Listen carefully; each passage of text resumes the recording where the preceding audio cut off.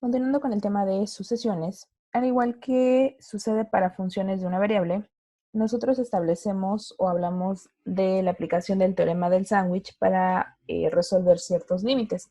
Ese teorema también se traslada a lo que son sucesiones y es lo que nos enuncia teorema 3. Si yo tengo una sucesión Bn que se encuentra acotada entre una sucesión An y una sucesión Cn, para n siendo mayor o igual que n subíndice 0, y el límite de an cuando n tiende a infinito es igual al límite de cn cuando n tiende a infinito, en consecuencia, el límite de bn tendrá que ser exactamente igual a esa cantidad. De acuerdo a lo que observamos en la figura, es fácil entender que si estas dos sucesiones se van aproximando a un valor en especial, la que queda acotada entre ellas también se debe dirigir hacia la misma cantidad. Vamos a revisar rápidamente la aplicación de este teorema para calcular si el siguiente par de sucesiones es convergente o divergente. Por ejemplo, tú tienes a esta sucesión, coseno cuadrado de n sobre 2 a la n, y me voy a apoyar precisamente de este teorema para determinar cómo es la sucesión. De acuerdo con lo que acabamos de comentar y recordando un poco lo que vemos en diferencial, lo que tengo que hacer es entonces generar otro par de sucesiones que acoten a la que yo quiero calcular.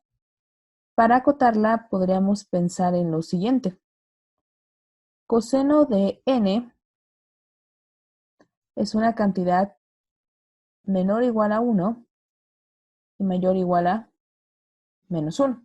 Esa es una afirmación que podemos realizar del coseno, del conocimiento que nosotros ya tenemos de esta función. Ahora, si yo observo, el coseno que voy a trabajar es coseno cuadrado. Si yo elevo esto al cuadrado, todo número elevado al cuadrado es una cantidad mayor o igual a 0. Por lo tanto, coseno cuadrado, a su vez, es una cantidad mayor o igual a 0, pero menor o igual a 1. Estoy acotando parte de la sucesión original. Ya tienes esto de acá. Vamos a dividir todo entre 2 a la n para generar el término que te interesa. Y entonces lo aplico para obtener coseno cuadrado de n sobre 2 a la n menor o igual que 1 sobre 2 a la n y mayor o igual que 0 sobre 2 a la n. Aunque este término ya automáticamente se hace 0, y si yo calculo su límite, sé que obtendré como resultado la misma cantidad, es decir, esto también se hace 0. Ahora, de acuerdo al teorema, yo debo calcular el límite para esta y esta sucesión. Si los límites son iguales, significa entonces que el límite de la sucesión que está acotada debe ser el mismo. Ya sé que este límite fue 0, voy a calcular el del siguiente término. Hago límite cuando n tiende a infinito de 1 sobre 2 a la n, pero ya que n tiende a infinito, este límite va hacia 0. En conclusión, ya que los límites fueron iguales, el límite de la sucesión que está acotada entre ellos dos pasaría a ser también equivalente a 0. Ahora veamos qué pasa en el segundo caso. Nuevamente voy a apoyarme del teorema del sándwich para realizar el cálculo del límite de esta sucesión. Y parto únicamente de esta sección de la sucesión, es decir, del seno de pi n sobre 2. ¿Por qué parto de esta parte de la sucesión? Bueno, porque yo sé que el seno de una función, o el seno en este caso de pi n sobre 2, es una cantidad menor o igual a 1 y mayor o igual a menos 1, es un hecho conocido.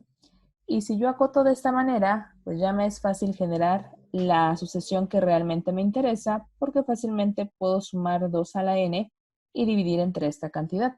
De manera entonces que esto pasaría a ser 2 a la n menos 1 sobre 3 a la n más 2 a la n, menor o igual que 2 a la n más el seno de pi n sobre 2, y todo esto entre 3 a la n más 2 a la n. Ya tienes la sucesión original.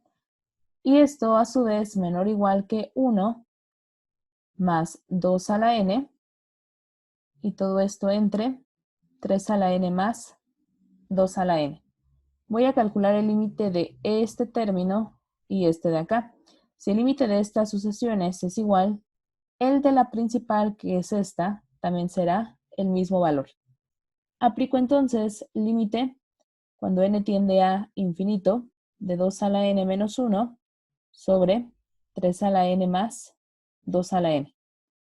Voy a dividir a toda esta expresión entre 3 a la n, de manera que obtendré 2 a la n sobre 3 a la n menos 1 sobre 3 a la n, entre 3 a la n sobre 3 a la n más 2 a la n sobre 3 a la n.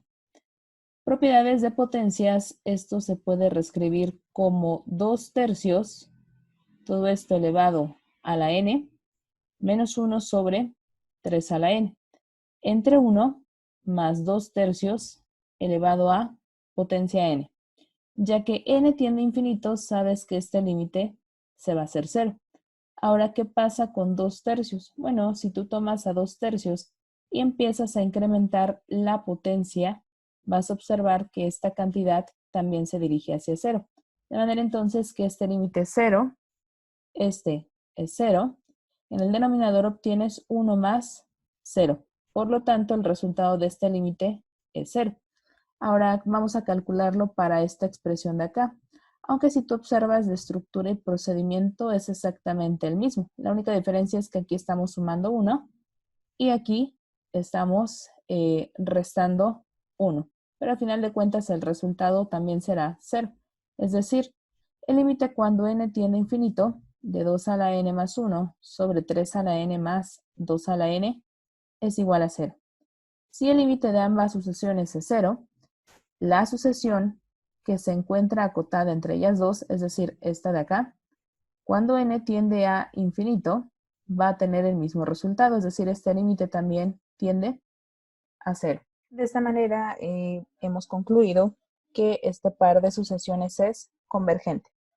Antes de terminar esta parte, vamos a enunciar un par de teoremas que ustedes pueden observar en su manual. El primer teorema es otra forma de poder calcular el límite de una sucesión bajo una condición especial. Esa condición especial es la siguiente. Si el límite del valor absoluto de AN cuando n tiende a infinito es igual a 0, entonces el límite de AN cuando n tiende a infinito también es igual a 0. La condición especial vendría a ser esta de acá. Si esta situación se da, querrá decir entonces que el límite de esta sucesión también es 0.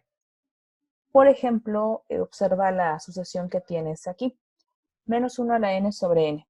Si tú quieres calcular el límite de la sucesión, cuando n tiende a infinito, observa que si n toma, por ejemplo, valores pares, el numerador es positivo. Si toma valores impares, el denominador es negativo y está oscilando entre un valor y otro, un positivo, negativos, etcétera, etcétera. Así que, dada esta situación, podríamos pensar que el límite no va a existir. Para evitar confusiones, me voy a apoyar del teorema 4 y en vez de calcularle el límite a esta sucesión, la voy a calcular para el valor absoluto de AN. El valor absoluto de AN para este caso viene a ser el valor absoluto de menos 1 elevado a la n sobre n. Ahora este término decíamos oscila entre positivos, entre negativos y positivos. Sin embargo, como al final de cuentas siempre es un 1, el valor absoluto ya sea de 1 y de menos 1 es equivalente a 1. Y como n de por sí ya sabemos que es una cantidad entera no negativa, pues el resultado de su valor absoluto es n. O sea que voy a calcular el límite cuando n tiende a infinito para 1 sobre n. Y este límite fácilmente sabemos que es 0. Como el límite fue 0, significa entonces que el límite de esta sucesión original también es 0. Y de esta manera observamos que el límite sí existe. Y la sucesión es convergente. Y finalmente, enunciamos el teorema 5. Este teorema se va a utilizar posteriormente cuando hablemos de la demostración de la serie geométrica. La sucesión R a la n es convergente si R es una cantidad mayor a menos 1 y menor o igual a 1. y será divergente para los valores restantes de R. Es decir, R a la n, cuando n tiende a infinito, va a dirigirse hacia 0, siempre y cuando R sea una cantidad menor a 1 y mayor a menos 1. Y va a ser 1 si R es igual a 1. Por ejemplo, imagina que R toma el valor de 1, 1 elevado a cualquier potencia siempre va a ser 1. Ahora, si la cantidad se encuentra entre menos 1 y 1, pensemos por ejemplo en un medio. ¿Qué va a pasar con un medio cuando la potencia n empieza a crecer? Bueno, entre más grande sea la potencia, más pequeña es esta cantidad y por lo tanto, eso se va dirigiendo hacia 0. Por este video es todo. En el siguiente analizaremos más propiedades para las sucesiones.